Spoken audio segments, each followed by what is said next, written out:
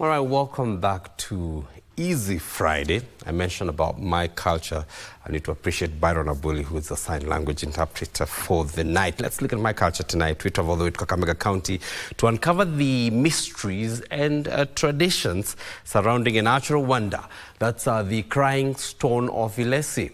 Now, this towering rock formation is not just a landmark, but a revered site deeply woven around the lives of the Isukha people. Known as the only one of the kind, the Crying Stone has inspired folklore, witnessed countless ceremonies, and drawn tourists and locals alike with its mesmerizing whipping effect. Have you been there? When you get there, you need to look for that rock. Our reporter was on location and filed this particular report, the Crying Stone of Ilesi.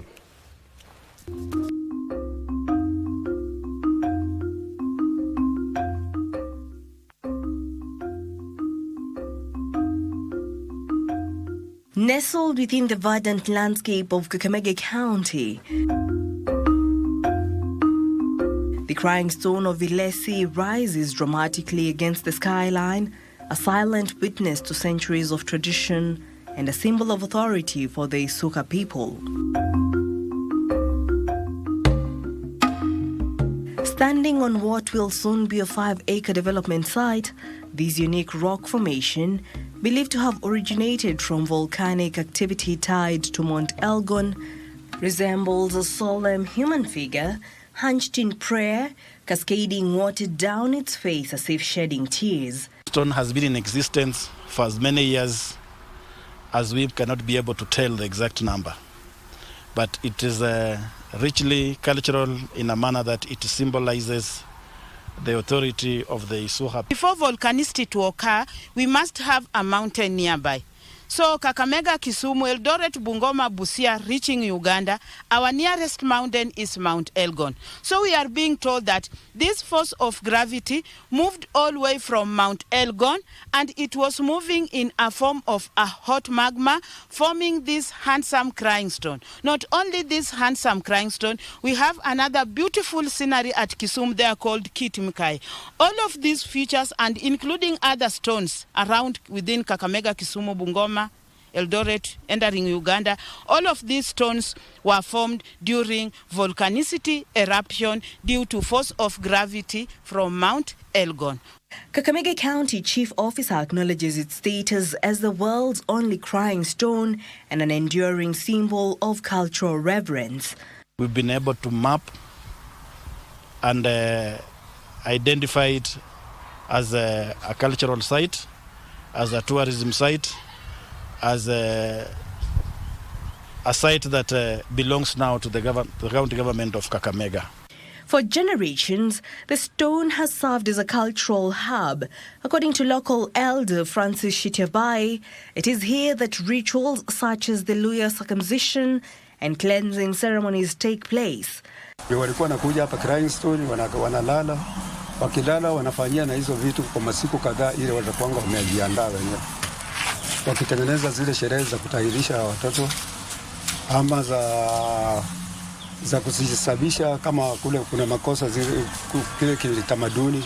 Ukitaka kusababishwa unakuja kuombewa ama unakuja kufanyishwa mambo yote ile kama umefanya mabaya hapa. The stone is a critical site where the elders organize rites of passage, secluded preparations and communal ceremonies, and the big cave with its 3 entrances serves as an isolation place for elders during circumcision periods. The old men who are going to do the work of circumcision are requested to come and isolate themselves inside here, inside this cave for 14 days, day and night. While they stay here, the society around here under Abamahaya, they will still organize how the people who are doing the work of circumcision are supposed to get their food. And the people to prepare for them food are old mothers. The circumcision will be taking place kwa boma ya guka mmoja mzee. Ukichukua waguka 10 weke pamoja, mmoja ni mzee ameshinda hao wengine na miaka, na pia he has a clean history. Nikisema clean history najaribu kusema huyu mzee sio patikani kwa vitu za uchawi. Under the guidance of respected elders, the ceremonies here reflect and reinforce Isukha beliefs and values. Jetin Queen, another elder, recalls learning about the stone from elders who gather women, nearby to impart lessons on discipline, family respect and traditional roles within the community. Women often brought girls here, teaching them to value obedience and respect relationships, especially with their male siblings and elders. Wamama walikuwa wanafundisha wasichana wakae na nia mzuri. In Isukha law, the stone is much more than a geological formation. It is a once cruel king who, punished by God, was transformed into stone.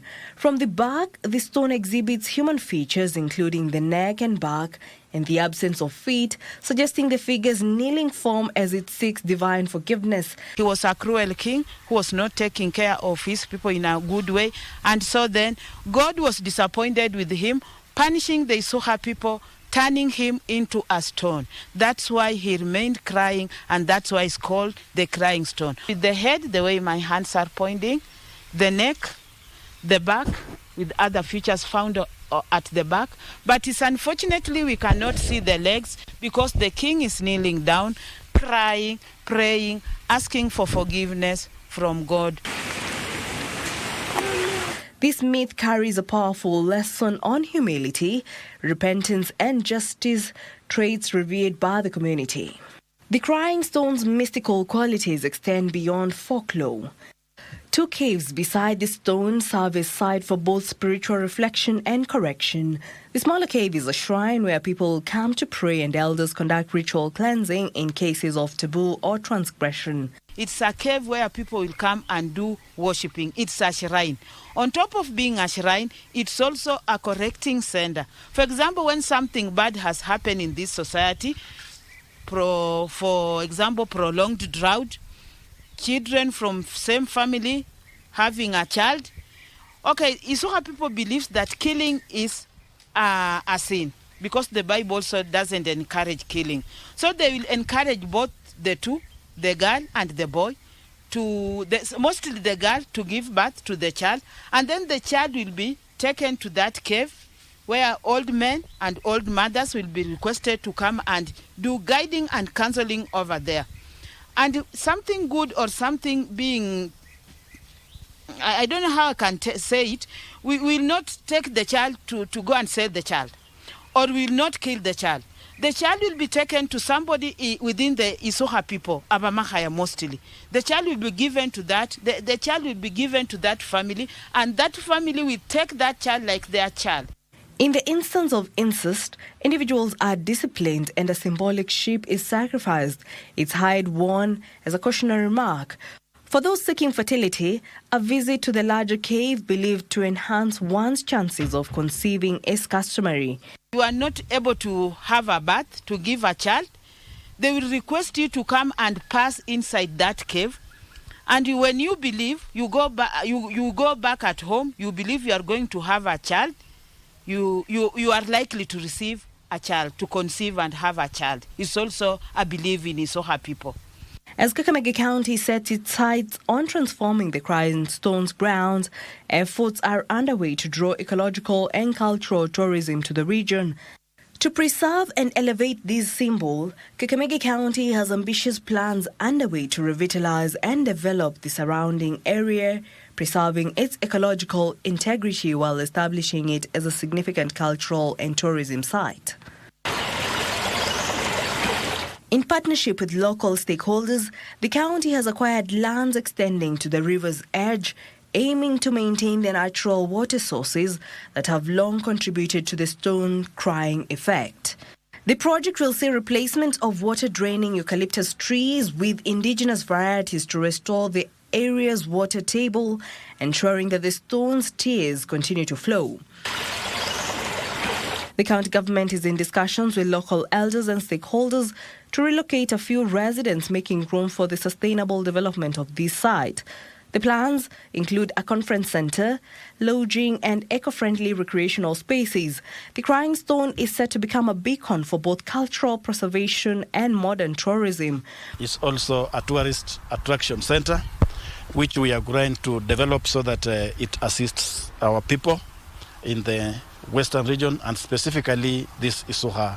So inside here, we are at the last cave where people will come and do their praying.